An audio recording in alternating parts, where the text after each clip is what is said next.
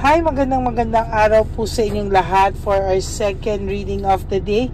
Tingnan naman po natin kung ano po ang makikita natin sa ating second reading of the day. No? Tayo po ay bubunot ng 10. Dito na lang. Yan, no? Pili po tayo ng 10, 20 na lang. 1, 2,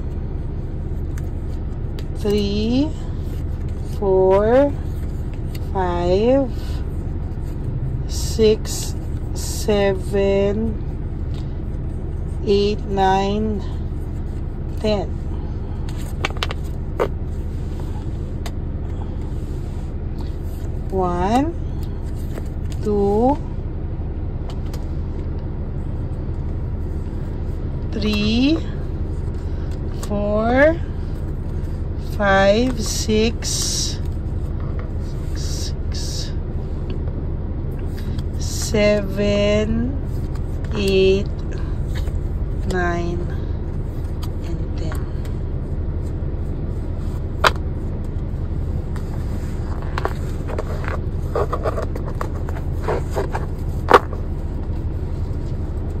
Okay, tingnan po natin ngayon kung ano po ang makikita natin sa second reading of the day today.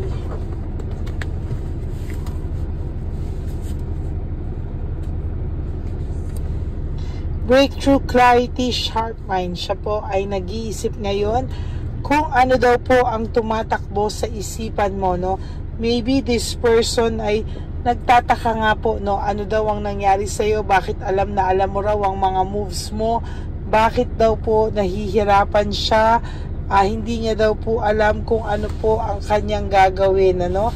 At sa totoo lang po, siya po ay nagkakaroon ng clarity, no? Na parang, oo nga, siya nga ang may kasalanan. Siya nga po ang gumagawa nito sa sarili niya. Why? Because siya po ang naniniwala po siya na meron po siyang naniniwala po siya na siya po ay may pagkakamali rin sa iyo, meron din po siyang pagkukulang sa iyo, at alam niya pong alam mo yon, no? Na-frustrate lang po siya talaga sa mga nangyayari ngayon sa buhay niya. Pasensya na po kayo, magulo, wala kasi akong hawakan ng phone, pero ito po na hinahawakan ko para sa inyo. There is this frustration. Frustrated po ang taong ito. Hirap na hirap po siya ngayon. Hindi niya po alam kung saan daw po siya pupulot ng lakas, ng strength para magpatuloy po dito po sa nangyayari sa kanya. And as a matter of fact, yung frustration niya po ay umaakit hanggang ulo, nagmamanifest po hanggang health niya, no?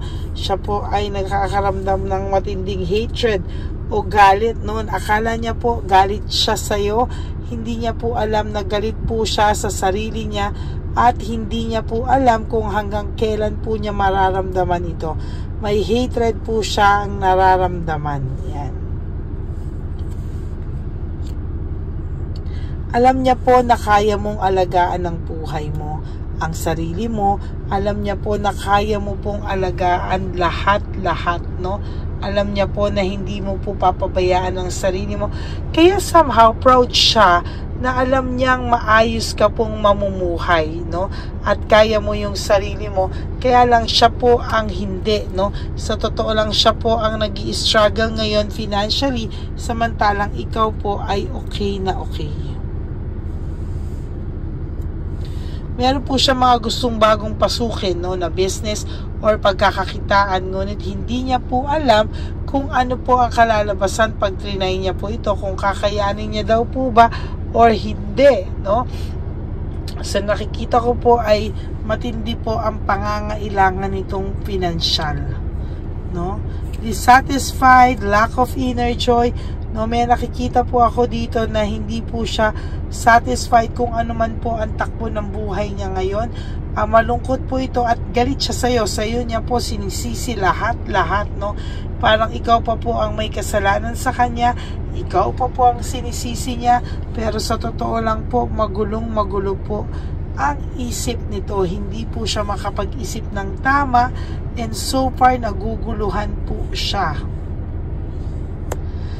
Gusto niya pong maging in control ulit sa kanyang buhay. Gusto niya pong maging kontrolado sa kanyang isip. Pero sad to say po, hindi niya po kontrolado kung ano man po ang nangyayari sa kanya sa ngayon. Meron po siyang resentments at times, naguguluhan to. Minsan may resentment siya, minsan gusto niyang humingi ng tawad sa inyo, minsan may desire to reconcile siya, minsan galit na galit siya, minsan nagagalaiti siya, hindi na po niya talaga alam kung saan po talaga siya. Talagang gulong-gulo po ito, and hirap na hirap din po siya talaga, no?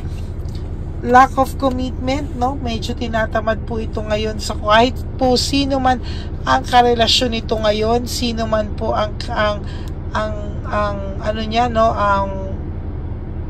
kung sino man po ito, no, lack of commitment. Meron po akong nakikitang hindi tama, no, dito sa sitwasyon na to o sa samahan na to ngayon, ano. Sa nakikita ko po ay wala siyang kagana-gana sa commitment nilang dalawa, at nawawala na rin po ito ng gana sa third party, no.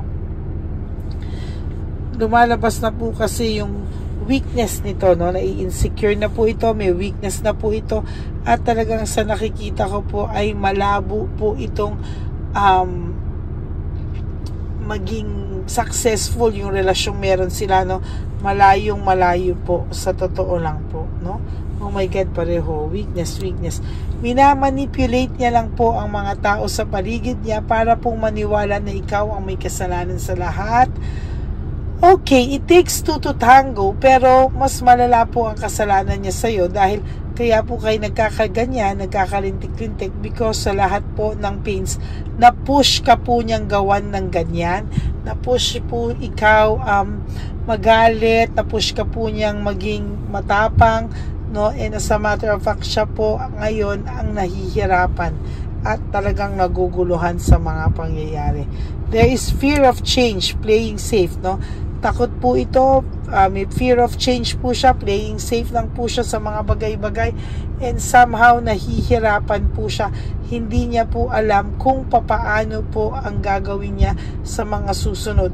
Kahit gustuhin po nito, no, most of the time, gusto po nitong playing safe lang siya, tahimik lang siya, pero minsan po hindi niya mapigil na sugurin ka or gerahin ka, no. Pero hayaan nyo lang po siyang magmukhang tanga. Huwag nyo po siyang patulan, or kung papatulan nyo muna po siya, once in a while lang, no, o isang beses lang, at hayaan mo na po siya, no. Kasi po, hayaan mo po siya. The mere fact po na hindi ka sasagot sa kanya, or kung sumagot ka man na isa lang at dapat palaban, after po nun siya po ay matatarot, magagalaite. Naging sobra siyang dishonest sa'yo, naging unfair ang taong ito sa'yo, kaya wag ka pong makukonsensya kahit ano po, no, kasi hindi po ikaw ang may kasalanan.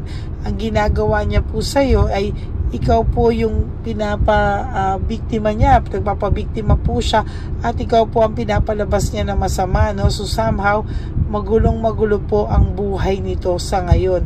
At kapag nakikita niya pong maayos ka at may mga nagsusulsul pa sa kanya, talagang hindi po maiiwasan, no, na lalo pong hindi niya pagsisiyan yung pagiging dishonest niya, at talagang siya po ay gumagawa ng mga paraan, minamanipulate just to justify po yung mga maling desisyon, yung mga maling nagawa niya sa iyo, no. Kaya wag mo pong bibilhin, no. Sa totoo lang po, na take advantage ka nga po ng sobra, oh.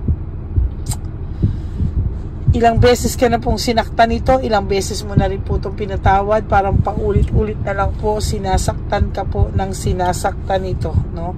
At sa totoo lang po ay, sa nakikita ko po ay mahal na mahal mo pa rin siya, kahit po sinaktan ka niya ng paulit-ulit, no. Ang bait-bait mo po talaga sa kanya, and somehow hindi po tama yung ganyan, no.